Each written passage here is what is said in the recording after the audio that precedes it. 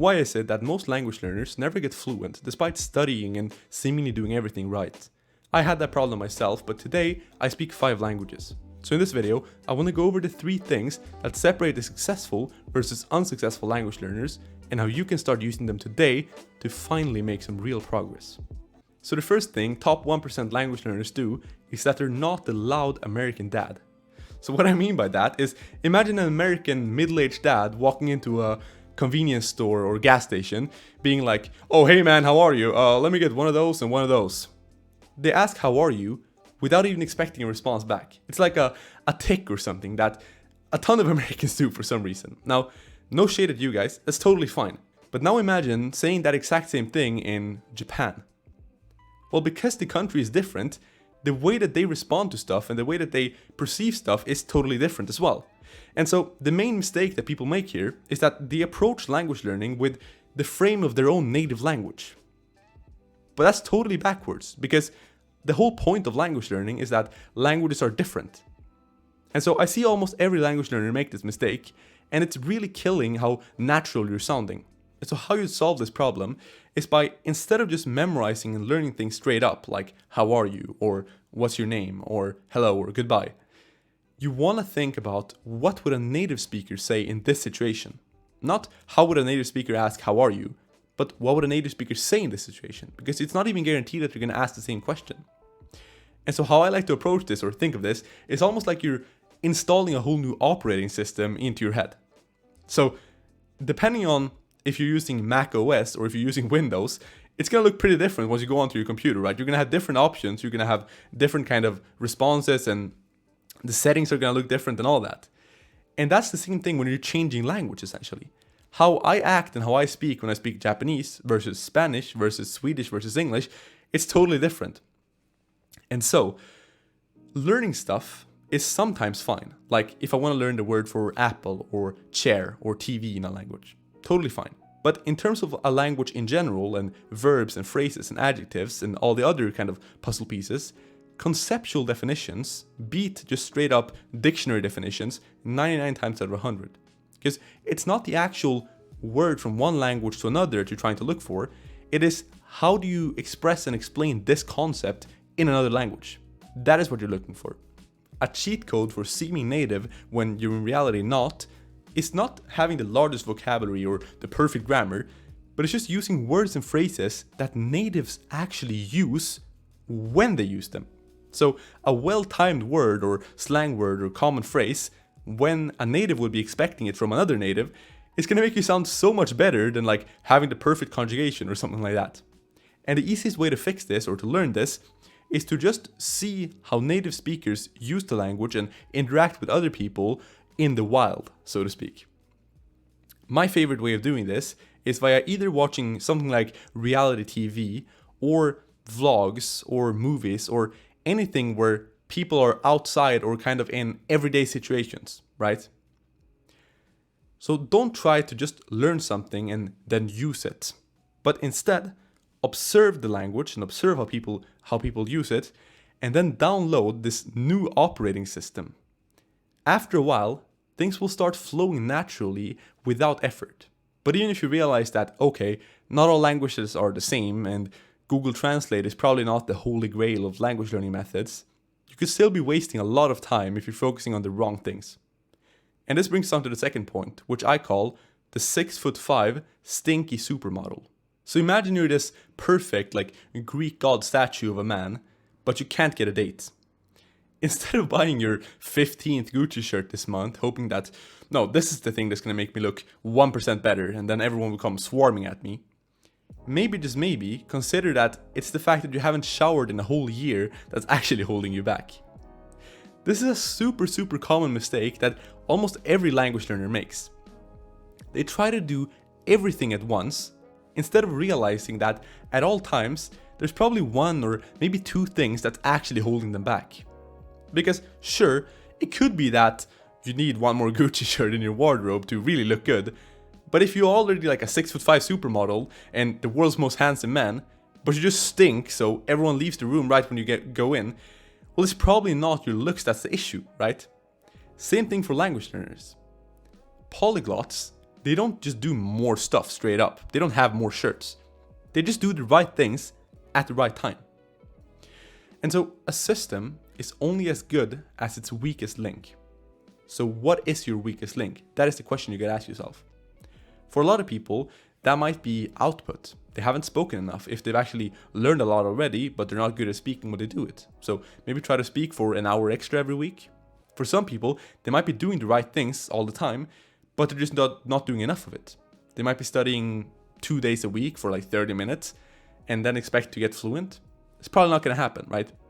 And so you want to follow a plan that has you doing the right things at the right times. I recently learned Italian in just 30 days, and the way that I did that was by following a plan that was divided into 3 stages. So in the first week, it didn't really make much sense for me to speak a lot because I don't know anything, right? So how am I supposed to speak? Yet some people try to do that. But instead, I learned the basic grammar and the basic vocabulary, so I had some sort of base for understanding stuff and speaking, right? But even then, I wasn't good at it, so like, why should I try to have a conversation when I know 200 words and I barely know how they're used in real life? Like I said, I'm just gonna be that loud American dad, but instead, a loud Swedish teenager. And so, instead of doing that, in the second and third week, I listened a lot. So I replaced the grammar with just listening a ton. Podcasts, YouTube videos, etc. Now I knew, decently well how Italians were to express themselves in different situations.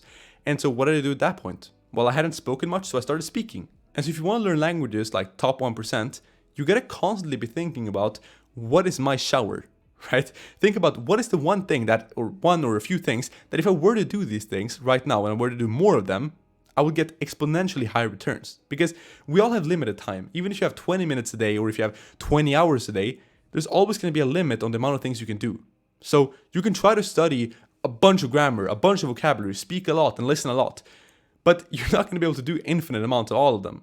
And so try to identify the one or few things that's going to give you really, really high returns, and that's the thing that's holding you back right now. And so if you want some help taking your language learning to the next level and identifying exactly what your shower is, then click the first link in the description because I offer one-on-one coaching and you can see if I can help. Now, even if you know the right things to do, it can sometimes be really hard to execute on them. But luckily, there's a few tricks that the top 1% language learners use to stay consistent and make progress all year round.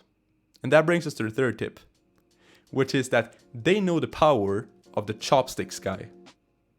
In the Japanese learning community, there's a small group of people who are, no offense, giant nerds. Their entire life and their entire existence essentially revolve around Japanese and around Japan, and they're completely consumed by it. Some even go as far as to have every single meal of the day eating with chopsticks, just because they want to feel more Japanese. I'm not telling you to become this guy, but no matter the language you're learning, having this amount of obsession is extremely, extremely good for staying consistent and making great progress when you're learning a language. And to cultivate this high level of obsession, there's essentially 2 things that the top 1% of language learners do. The number one mistake you first gotta understand is the over-reliance of apps and textbooks. That is the worst thing you could do, and that's not because they're just ineffective, which they are, but you probably heard that already, but it's also because they kill the entire spirit and the whole idea of language learning, and probably the reason that you got into it in the first place.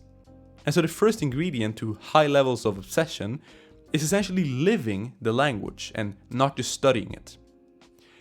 The more you can feel a part of the culture, the higher motivation and the more language you'll learn. So honestly, I think the number one thing you could do to just boost your language learning gains right now is not about your method, it's not about how much you learn of each thing or whatever, it's just feeling more passionate about the language and the culture itself. So any way you can do that in is going to help you tremendously. For me, I've realized that if I listen to music in the language and find new artists, or if I find a new TV show, or maybe if I even try a new food from that country, I just feel more passionate straight up about learning that language, voice crack. And I just tend to make way more progress. And so the more you can learn stuff about the culture, the slang, the current interests or trends in that country, or just the language itself, or anything that relates to that country, the more progress you're gonna make. And so doing stuff like having every single meal of the day with chopsticks could actually help you learn Japanese in the sense that you're sort of brainwashing yourself into thinking that, I'm a Japanese learner, I'm a Japanese learner, I'm a Japanese learner. And then all of a sudden you find yourself watching 5 hours of anime that night or whatever, and then you've improved quite a lot. But you might not want to do only that, which is understandable, although I do recommend that you implement some of that. But on top of that, successful language learners tend to have a way of integrating their own hobbies and interests into learning. So for example, my native language is not English. I learned it when I was maybe 9 or 10 years old, was when I started studying it.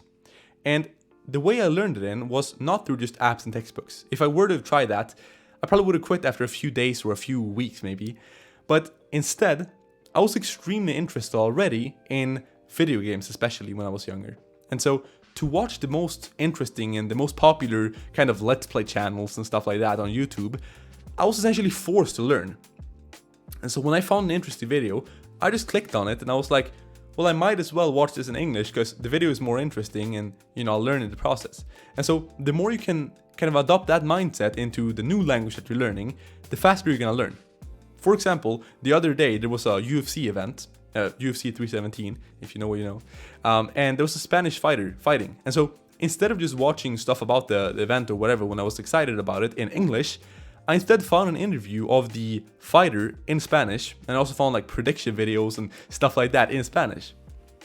And so the more you can do this stuff and the more you can stray away from kind of the traditional methods of like learn a little bit in a textbook and then do some flashcards and then do Duolingo and then, speak with a tutor or whatever. And the more you can actually just do stuff that you do anyways, the more you're going to want to learn, and so the more consistent you're going to be. Your goal should ultimately just be to live your life in the language. And that's how you stay consistent in the long term.